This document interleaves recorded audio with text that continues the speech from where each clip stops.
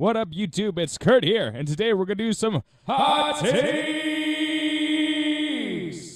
Alright, so maybe not so hot takes, but we're going to talk about today about Yu-Gi-Oh! Woo! Big fun card game.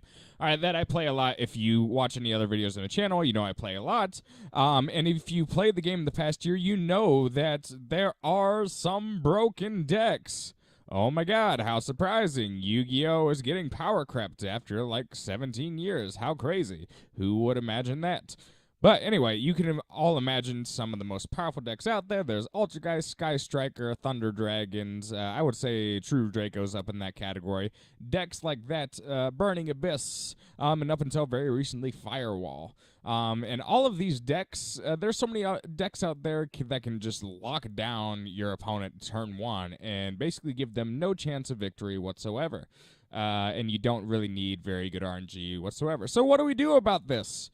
All right, so, well, there are a few things that we can do, and these things could potentially be game-saving, in my opinion.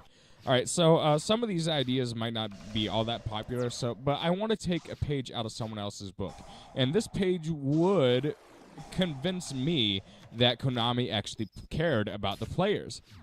And I'm not totally getting that vibe right now. With all the FTKs that are running around right now, there needs to be something done about that. And some players think that a bigger ban list is just a terrible idea. I do not. There's nothing wrong with having a bigger ban list. There's nothing wrong with having a huge one. And if we're going to be completely honest with ourselves, in order to achieve a balanced game, that ban list would probably be at least twice the size that it is now. All right, so how do we go about this? How do we go about making sure that this game is fair for both players and so that there's more interaction going on? Well, I actually want to take a page out of another book, and that book is the Book of Smogon, a different community for Pokemon and competitive Pokemon. And so if you don't know what Smogon is a community of players that seek to make a more balanced game, and they institute their own rules into the game.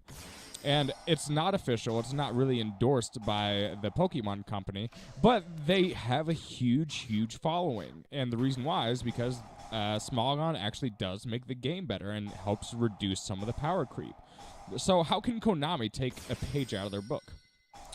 Well, if Konami really cared about its players, I think that any player that gets invited to national tournaments, I believe we could use those players that get invited to national tournaments that know the card game, that know what they're talking about, to be able to vote on ban lists. I'm not saying, and here's the thing, don't get me wrong, I don't think players should be able to vote for things to come off the ban list because there's a lot of cards that definitely should be on there. But I think players of an elite level should get the opportunity to be able to vote away cards that they know are overpowering to the meta.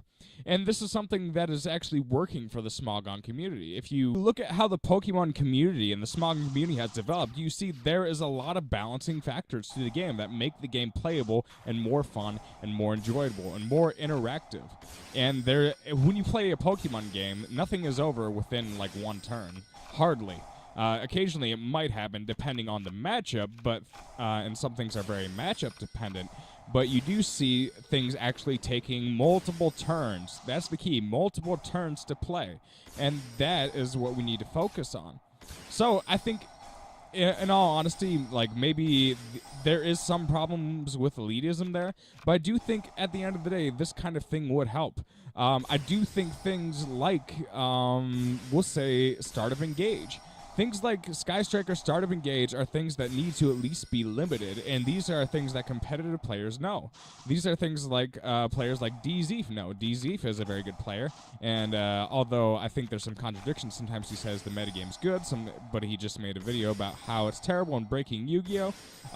Something needs to happen to involve the community of Yu-Gi-Oh! Get them more involved in general, and to show that the company cares about them, because the sales of Konami are down tremendously. And there's been a lot of videos about this, that card games in general are dying. And Yeah, in order to be more inclusive, there needs to be something to appeal to the players to make the game playable. Because now when people come back to it, they see that it's so power crept, it turns players away, and that's going to hurt their sales, and that's going to hurt their Yu-Gi-Oh community. And I think the competitive scene, although while it's thriving up until this point, it just can't go on forever the way it currently is. I think we're reaching a tipping point in where there's going to be some major deciding factors of whether the competitive scene will grow or shrink within the years to come based on what's happening right now, because things are so powerful, and that is what the problem is. So if we instituted this kind of community where they would vote on cards, I think there could be some way that Konami could still get their money's worth. They could not. They can make it so that cards aren't eligible to be on ban lists for at least 3 months since their release. That would ensure that they would still be able to be in some tournament play. There'd be at least some speculation about where it would be, and that would be good. And it wouldn't be hard to organize like 100+ players that go to a nationals. It wouldn't be really that hard of a thing to do. So I think this is actually a very reasonable proposal. And so the types of thing, Firewall would have been on the list a lot sooner. That is one thing that would have happened. Firewall Dragon would have been on that list months ago if this kind of thing was instituted, and it needed to be instituted. I could also see things like the thing is, things like Thunder Dragons. Thunder Dragons do need to be nerfed. The fact that you can get basically board wipes and get an indestructible monster on your first turn, that is completely insane. You basically lock down any strategy that your opponent has. So I can see things like Super Bolts getting nerfed, maybe at least limited. Yeah, it's hard to see exactly what would happen, but there are more things that need limited Thunders. There are things that need limited with Altergeist. There are things that need limited with Sky Strikers. There are things that need limited with True Draco. The Monarchs Erupt needs to be gone. I'm sorry. Board lock cards just make the game freaking terrible. Anti-Spell Fragrance need to be gone. There's a lot of players that hate Anti-Spell Fragrance, and it needs to be gone. So I think this will be a one-part video, and this is just my musings about how the game needs to change. But there's several things Konami needs to do, I think, to have sustainability for its company. Let me know what you guys think in the comment section. I'll be back with another rant at some point, but this is the rant I have for now, so I appreciate it, guys. Peace.